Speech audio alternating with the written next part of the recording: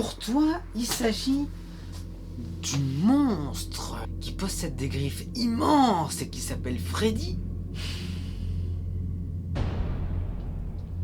Eh bien, je suis désolé, mais tu viens de gagner.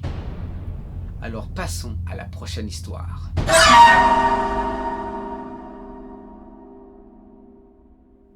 Il s'agit d'une histoire d'un chirurgien. Un chirurgien qui vient du Texas. Dans une petite ville, mais plutôt dans une petite ville assez fantôme. Il n'y a pas beaucoup de passants qui se passent là-bas. Et là-bas, il a dû aider une femme, une vieille dame d'une soixantaine d'années. Le chirurgien donc décide de l'aider, etc.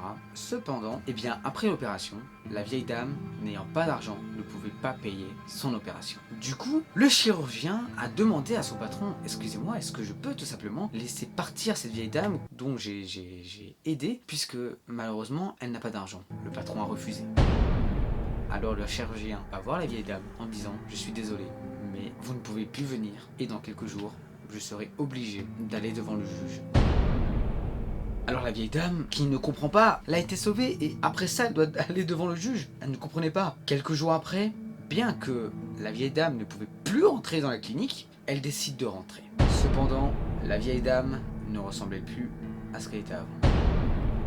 Elle était borne, elle boitait, elle avait des griffes sur les bras. Alors le chirurgien, qui l'a reconnue, va la voir quand il demanda qu'est-ce que vous faites là, vous ne pouvez pas venir, le patron va arriver et je serai obligé de vous mettre dehors. La vieille dame lui répond, ils m'ont trouvé. Je ne pouvais rien faire. C'est de votre faute.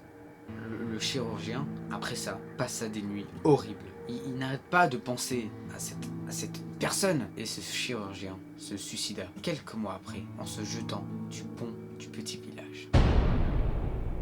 Alors, est-ce que cette histoire, est-ce que je viens de l'inventer là, au moment même? Ou alors, c'est une histoire totalement réelle qui a inspiré un énorme film?